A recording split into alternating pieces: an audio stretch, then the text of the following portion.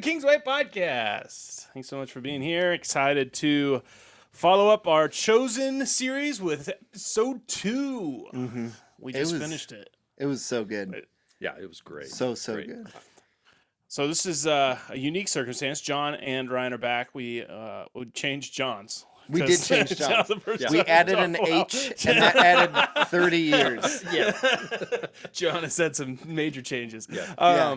But this is your first episode you ever get to see, and you started on episode 2. Yeah. So sorry about that. Yeah. That's all right, though. I was happy that you joined in, and it was fun because there was a lot to catch you up on, but I feel like most of it you got. But you did have one question at the end with the boats. Yeah, what's going on at the lake is what my question. Exactly.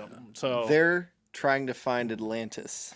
They're like, Jesus came from somewhere. I think it's Atlantis. Romans are getting together. Well, just in case, before we go any further, if you haven't watched episode 2, this is spoiler alert. So, we are going to talk about details of the episode. Okay. So, if you haven't watched it, don't watch this until, go watch the episode, then come and join in the discussion. Yeah. Put your own comments in, kind of listen. Maybe we missed some things. Maybe we'll point out some things you didn't see. That's the goal of this, is to kind of give an accurate reflection. Maybe point out some things that you didn't notice about The Chosen that we picked up on. So watch this or listen to this at your own risk.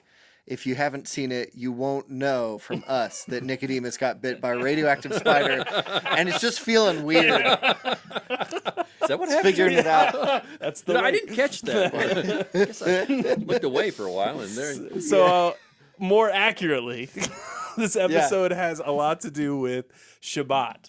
Which, when I watched this episode the first time, I literally had to pause and go and Google what Shabbat was, because I was like, I don't know what Shabbat is. Yeah. And so it was one of those it's like their Sabbath, their ritual, Sabbath. it's this Pronounced different. Yeah. Yes. Yeah. And it's like, I was like, I got it. There's some silent letters. And or it's just different. And it's like, I got it. So it's mainly around the Sabbath, which they call Shabbat. And it's the same thing. Yes. So we get Saturday from Sabbath day. Okay. Bet you didn't know that. Did not. Comment in the comments if you knew. We get Saturday from Sabbath day. Their worship day isn't Sunday, but it's Sabbath day, Saturday, Shabbat. And it starts at sundown the night before. Friday night. So Friday night to sundown on Saturday. So that's why the meal Shabbat. On Saturday night is the first meal it's they've the had. meal on Friday night. Oh, it's the meal on Friday night. But they say it's Saturday. They say it's Shabbat because they just count their days a half a day back. So their Saturday starts. So they're going into the Sabbath. Okay. Yep. So on that day, according at the time of Jesus in Judaism, you're not supposed to lift anything heavier than a certain amount. You're not supposed to walk a certain distance. You're not supposed to do any work because God rested on that day, so you should rest. This is kind of like the furthest it's been taken in their history. The man-made rules around Shabbat. Yeah, so there's actual rules, and then there's the man-made rules. Yep. And this has kind of a mixture. The Pharisees and the Sadducees, and then obviously the oral law kind of drew a line behind the actual rule and made that the... Yeah. So they're all the religious elite that are trying to protect you from the actual rule by adding extra rules to keep you even further away from that. So what did you notice here in the when this started and you got into this? What were some of the things you were observing, John? Did you feel like it's a high quality? You feel like things were? I mean, this is your first time watching. So what did you expect versus what you got? Yeah, well, it's better than what I expected, because usually when you see a movie like this, it has what you guys talked about before, kind of this stiltedness to it. And it's hard to do period pieces like this, especially it seems like around Bible characters and Bible times, because we come into it with a whole lot of expectations and our own preconceived notions about how things are supposed to look. So I think it's really difficult to do. It is. It does it very well. Very well. Okay. High quality, production quality to it. And the actors are, I don't know if I know any of the actors because I didn't see the credits. Yeah. Although Nicodemus looks familiar to me. Yep. He's definitely one of the most famous, and I don't remember his name. Yeah. But but all the characters, I mean, all the actors were very good. I mean, very good. High quality, and the production quality is very See, like, I don't remember actors and actresses' names. I just remember other roles that they've played. So, like, he is one of the main guys in The Mummy. He's the guy that runs Nicodemus. Nicodemus guy, is the main guy in the Mummy that runs kind of the Cairo Museum. Yeah. And so that's like immediately I was like, hey, that's the. He reminds me of a guy, and I can't remember his name. It's Abrams, I think, but he played. If you remember the movie Amadeus, he was the protagonist in Amadeus. That character I'm thinking about. And this guy, he's not that guy, but he reminds me of that character. Guy. And I like Nicodemus because he looks like a really smart Jewish guy. Mm-hmm. But he's older than what I had in my mind. Yes. Yeah. I see him as more younger, 30s, 40s in my mind when I read about him, in John chapter 3 and then later on in the end of John's gospel. But in this portrayal, he's like in his 60s, maybe 70s. Yep. And he's like the teacher of Israel. Yeah. And so he's got this You position. thinking F. Murray Abraham? Yes. Yeah. He does kind of look like that guy. Uh-huh. Yeah. Yeah. There you go. Oh yeah. He does kind of look like him. He does look like him. Well, and that character, like Nicodemus' character, already had a special place in my mind and in my heart before I watched The Chosen, and it definitely was, like you said, I had a lot of like, how are they going to do this character justice? Because I was worried that they were either going to make him too strict and too like almost like law abiding, or they were going to make him too like lovey-dovey, and like too rebellious to have any merit. And so they just do this beautiful balance where you can see this inner tension, even the discussion with his wife, and like how it feels like you're like they look like they're married, like seem like they're married. and they don't pull punches, and they're a little sarcastic and they're a little bitey, but they're also super encouraging and witty and smart. So was Matthew in the first episode as well? Yes. So I came into this story late as well. So Matthew's character is the tax booth where Peter and his brother Andrew are trying to settle their taxes. Right. And Matthew doesn't trust Peter at all. And Peter does not like Matthew. Okay. And so that's when he goes to talk to Cornelius, or what is it? Not Cornelius, but Quintus. That's Is that the centurion? That's the that's the overlord or overlord. For the Romans. You can tell like he has this like vendetta against Peter that's not unjustified. Like Peter's a pretty deceitful guy. Shady. And you can tell even his wife is upset with him in the episode. Wait a minute, this is the first pope you're talking about. So, it is. He's shady? Come on. Well, that joke had some delayed gratification. Okay. So the Matthew character seems a lot younger. Was that true for you too? Because he seems like that almost surprised a kid. me. Yeah, it really did. He seems like he's like 19 to 21. Yeah.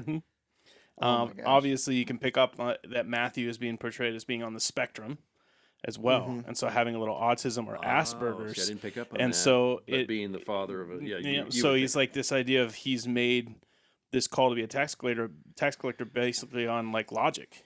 He's like, why wouldn't I want to? Because the emotional side of his, it's not as doesn't have as much weight. So the sarcasm and stuff that even Quintus brings up, he's like, I don't understand it. Like he keeps saying that, and Quintus is like, he says that he's like, you're a different person.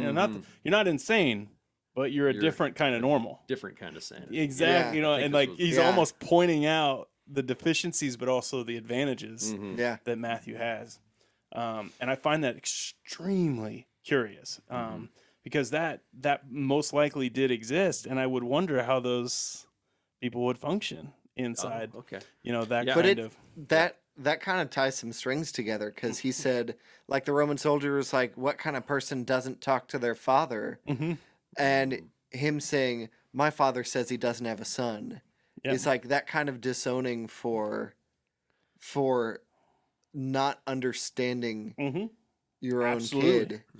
Okay, so I took that as he was disowned because he was a tax collector. He is, but Matthew doesn't have the emotional side of it. He just sees it as this logical, like, my dad just basically thinks, just says he doesn't have a son anymore, and there's no emotion attached to it. Like Matthew doesn't get angry, he doesn't cry. He's just kind of like, this is the logical. Answer to what you've asked for, and moves on. It's just, I couldn't tell what came first, him being a tax collector or his father disowning him. Yep. But if his father disowned him, he would need an income. And tax collecting is a very open job that is very lucrative. That's the way I interpreted it. But I didn't even think about it your way. Yeah. I just assumed Yeah. that he was an outcast because he was a tax collector, so his father disowned him because of that. But I think, not to think give about you the too much, but Asperger's you angle. will get an answer to that question. Yeah. And maybe a Says the guy future who knows everything future over here. episode Oh. potentially. Okay. But that's I love Yeah. that they haven't completely explained a lot of the stories. I mean, in some of the characters. Yeah. And let's get to the highlight of the episode, which is when Nicodemus finds out that Mary has been healed, Yes. and Yeah. his like student comes back and he's like freaking out because he's like, "You said this was beyond human help. She's healed." And so then Nicodemus, of course, makes the assumption like we would, like, I just performed a miracle. I didn't know How I was did that do good. it? Like, you know, Yeah. like, yeah. That to me was one of my favorite watching it again. So Well, I took it when he went to the Sanhedrin person, I think whoever that it's was. the High Council, High but I Council. think it's the Pharisee High Council. So I don't know if it's In there. Capernaum? It's in Capernaum, right? Is the Sanhedrin specifically a Sadducee thing? I don't think so. No, I the think Sadducees were a subsect that were part of of the Sanhedrin, and so were the Pharisees. So And so I don't were know the if that Pharisees. So was were the scribes, I so don't were the know if that teachers. was the Sanhedrin though, because it was in Capernaum. No, Yeah. I don't think it So- was, but it was something like Yeah, it was yeah, some something kind of like Jewish that. authority. Mhm. And I took it that he went to them and didn't want them to do their investigation. He wanted to do his investigation because he wasn't sure Oh yeah, that this really took place Yeah. or that he really could do he it. did it. Yeah, He's right. like- He didn't think that he did it. no, No. So he was like doubting at first, and then he was like, "You are healed. I did it." Yeah, he sees But her he and thinks, did. I did it. Yeah. Okay. All right. Call People Magazine. Get this, Yep. you know. He's like, I don't yeah, know let's how I did broadcast it. this. She's like, well, you didn't, you idiot. Yeah. And as soon as he yeah, did he was crushed at that point. That's the only line. If I'm going to be super critical, Uh-huh. that was like a touch close to cheesy Yeah. because that carried so much weight. And he was like, "But Uh, I didn't," or it was Mhm. like those were so slow. It was almost. I hear you, yeah. But yeah, but the lines that followed that were Yeah. deeply where he's like, what was his name? You know, and she's like, I don't know. I don't know. You know, like, and like, when he was like, he did it, and he didn't even take the credit. yeah. And Christians today are like, yeah. Dude, well, and then the line, like it's so. I mean, it's like they're obviously taking the line that she uses with Nicodemus as the guy that's healed at the gates later. Yeah. You know, when Jesus heals the beggar at the gates and he's brought before the Sanhedrin, and they're like, Keep it a who secret. healed you? And he's like, all I know is I was blind, and now I can see. Yeah. Right, and that's what Mary's line is. All I know is I was one way, Mm-hmm.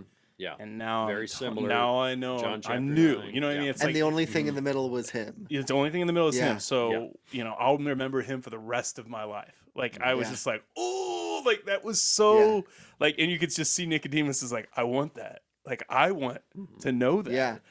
Um, If he hadn't been having his own midlife crisis, you would have been Nicodemus. like, he's about to go King Herod that guy. yeah, Like King Herod actually did to that guy, or tried to. Like he's like, oh, I just want to find out, and then do something Yes. violent. But no, he's showing those cracks in his hard exterior.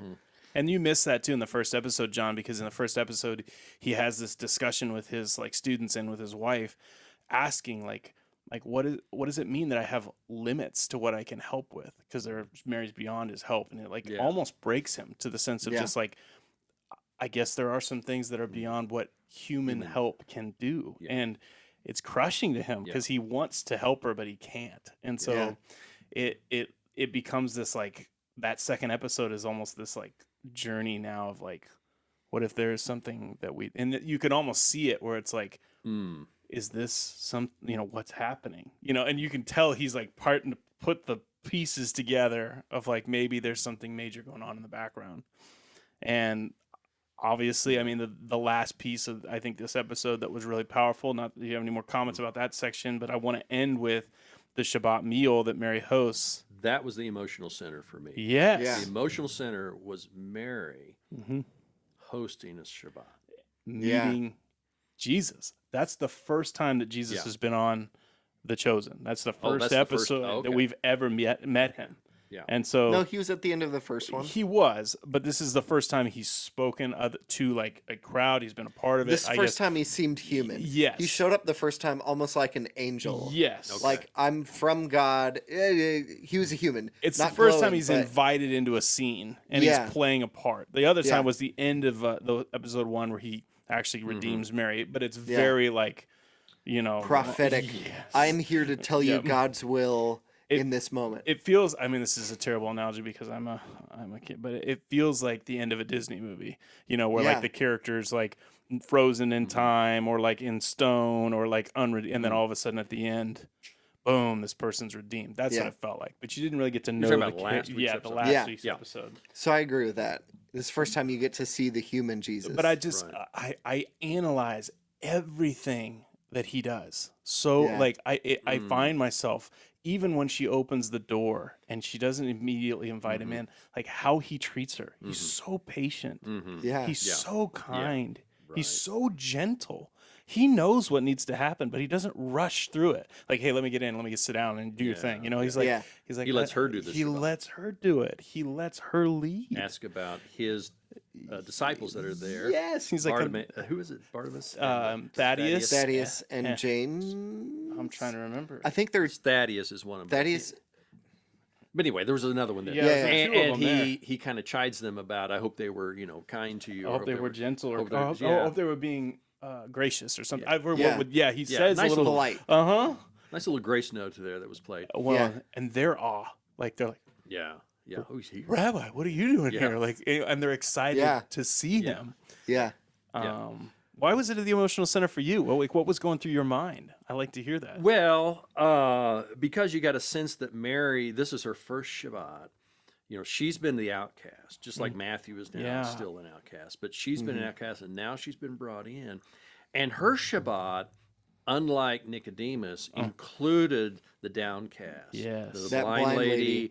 and her husband, who are hilarious. Barnabas? Barnabas, I think it was Barnabas. Barabbas, or Or it was something one like of those that. two. One of those two. Was Hilarious. that actually her husband, or Or a was he friend? just I some think it's just sarcastic friend? Or friend. maybe- I just yeah. think it's a friend. He's like a guy. He's like a Jewish guy doing stand up. Is Yeah. what Yeah. it's reminding me. It's in the Catskills, Yeah. But he's hilarious. She's hilarious. She's better than he is. Yeah. But Yep. it's kind of this.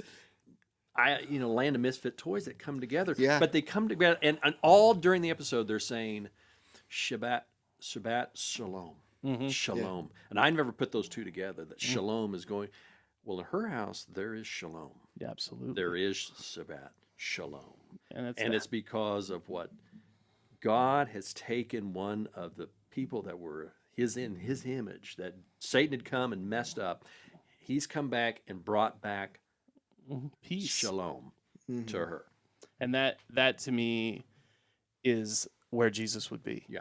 Right? Like Right. he would be with the people that knew and needed him most. Yeah. And that's where he wanted to be. Right. And I love that he invited his, like even his disciples are like, oh, I haven't done this very often in forever. I don't know how to do it. Yeah. Like, Yeah. even them, they're Right. like, I don't know what to do. They're like, I Yeah. think this is, do we have an extra seat? Like they're trying to figure it out too. He didn't pick the people that come in and try to take over. Yeah. They're playing their own role. They didn't do their undergrad in Shabbat. He picked like Oh, dude, you he failed out of remedial math. Yeah. Well, and that was my favorite line of the episode. It was that, and then Mary's line of "I was one way, then I was another," and he was Yeah. in the middle. Yeah. Like, that's the one, and then it's the other one was like, "I don't want it to lead. This is your home. I That- would be I was gonna say, honored That Yeah. part. if you would. I do would it." be honored if you would do it. Yeah. And it's like that to me was like the moment of like, this is your house, and I want to sit with you. That to me is John 15. That Yeah. to me is Genesis 2, where they're like walk in the garden. Like this is, I just want to be with you. Like Yeah. you have a role to play in this, and I'm not just Yeah. gonna make you sit and listen to me talk. I just want to be with you. And I and hearing him say amen, at the end, Yeah. just like the little mannerisms that they do with Jesus, where he's like, His facial you expressions are did so full of good. grace Yes, and you did love. so good. I'm just like, Yeah. why isn't Jesus my dad? Yeah. But it reminds you who Jesus Yeah. really is. It puts really it puts flesh to the Yes. name. When I watch him, I go, because I maybe you're not this arrogant, or maybe you don't think of it the prideful way, but I want to be like that. how his mannerisms, and like that's the best of me when I do things like that. And it seems to be how he is, just naturally how he is. And I go, no wonder people wanted to follow him. No wonder the people that hadn't had that kind, gentle way with him, no wonder they wanted to be around him. You know, and hanging on his words. You know, oh gosh, because he spoke as one with authority. But he takes her brokenness, he puts her house back together, and then he comes to that house and says, "This is your house. I want you to reach. I want you to read the Shabbat." And she reads this beautiful section, you know, out of Genesis about how God made the heavens and the earth, and then He rested. And it's just beautiful. To me, that's the emotional center of episode 2. I don't know about episodes any other. I mean, if Jesus isn't at the center, I don't know what, you know. I just think the buildup of that Nicodemus scene is because I obviously have seen more of the stuff, but I also just I find myself in Nicodemus a lot. Where I'm just, I'm around the church. I'm a PK. I feel the tension, and I get away from the personal side of the relationship with Jesus so easily. And I can feel Nicodemus's tension of going, I want to meet this man. I need to meet this guy. I want to be around this person, and taking his faith from law, rules, and presentations and moving it to a place of going, what is this relationship? You know, and I can feel God that. to him is the Torah at this point. The Torah, the first 5 books of the Bible. And that's who God is, and that's who rules his life, and all these rules and all the accretions that go with those original rules that they brought in. And somewhere he's going to have to find that God is not a law; he is a person. You can feel that. You can feel the where they're going, because they're going to that John chapter 3 section. Is where they're going to. They're building to that, and it gets better and better. I'll just tell you. I'm so excited because one of the things that, from my memory, from my Bible college experience, sticks out to me so much about that chapter is how Mark Scott always called that chapter Nick at Night. Yep. He was trying to be funny, but it's Nicodemus coming to Jesus at night. And this is setting up Nicodemus trying to come to Jesus in a sneaky way so well. Yes. Yes. It's him like being ashamed to come to Jesus because he's like, but I'm the teacher of teachers. Yeah, everybody's looking up to me. Yeah. I don't want to make a mistake. I don't want to look dumb. Yeah. I don't want to look like I don't know what I'm doing. And I mean, all of us feel that way to a degree, but the higher you up on that respect and shame, or shame and honor is one of their highest. Yeah, just think about the Pope coming to like some random guy in Kentucky and be like, what are you doing? You're doing it so well. Like, you'd be like, I don't know about the Pope anymore if you thought, I'm not trying to get there. But that's the truth, though. You can feel the tension in him. It's like a small child, and he wants to know the truth, but he has all these responsibilities and positions and people that he's trying not to embarrass or disappoint. And I just think, as a whole, Mary is the heart of who Jesus is after, and Nicodemus is watching her life be changed and being drawn in by her. And the heart is right. I mean, watching her do that Shabbat, this whole thing at the end, even when she's like reading and you're like, my dad taught me, they're like, that's amazing. And honestly, just watching the expressions of Jesus during that whole thing, and just the kindness in his eyes and the repeating of the prayer, and just knowing he wants to be there, you can tell he's like, I want to be nowhere else. This is exactly where I'm meant to be. And that powerful stuff. I love how Mary is so honest in her Shabbat, and she's real nervous. Yeah. She acknowledges that nervousness, and yet she overcomes it. Yep. With Jesus' help and Jesus' graciousness there. I immediately thought, man, Sunday afternoons were a lot of meals in my family, and we sat around a table, and it may not have been called the same thing, but it had a calming, centering thing for our family. And I think about the power of that and how much that's been lost sometimes. I know I want to end with the tension of kind of the scene that you were asking about at the very beginning, where Peter's sitting on the beach, and he's looking out at this lake, the lake basically Capernaum, and with these Roman and soldiers he's thinking the around Roman him. soldiers are waiting to catch these people that are breaking the rules, and he's supposed to turn his friends in to the Romans, which they'll be killed. I mean, they'll be jailed, imprisoned. Yeah. And his brother Andrew is trying to convince him that this That's is not the way. And he's convinced that taking care of Andrew and his wife trumps taking care of anyone else. Have we explained the whole thing yet? That's pretty much it. So, that Peter's down on his money. He gambles. He does stupid stuff to try to get it back because he's just a firecracker and a Doesn't like a work. knucklehead sometimes. Okay. And so, in order to try to forgive his debts, which the debts were forgiven, he is selling out other fishermen who fish on the Sabbath when you're not supposed to do work. And the Romans know they don't do work on Sabbath, so they're not taxing them for that. Okay. So it's one giant tax shelter of breaking God's law to fish. So a whole big messy thing. But he's about to become his own tax collector in how he's viewed by everybody else. By turning them in, favoring the Romans over his own brothers and sisters, his own town. Yep.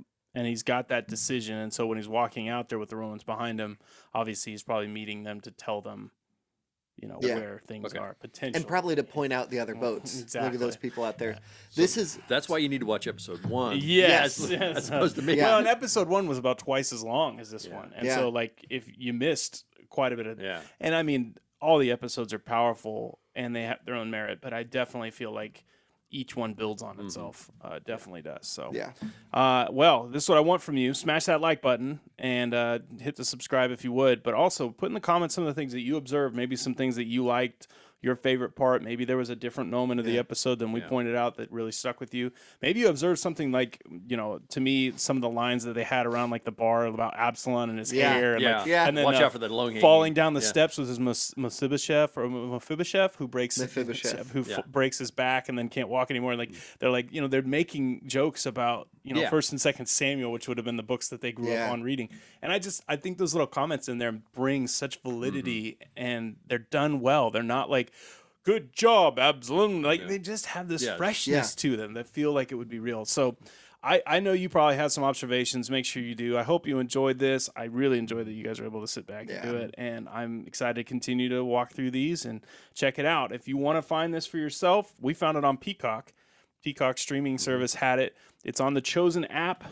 It's on YouTube. Yep. It's anywhere. I mean, you really can't type it in anywhere and find it. It is 100% free. They ask you to pay it forward because they support this completely through donations.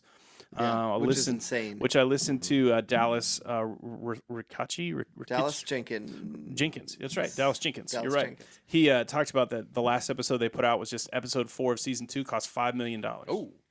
So all of this stuff is very, very much so.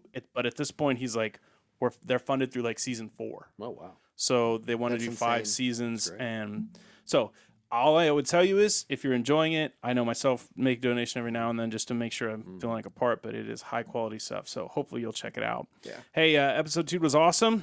And I guess we'll see you for episode 3 here in a week or 2, hopefully. And you guys have a great and glorious day in the Lord. We'll see you later. See ya. Thank you.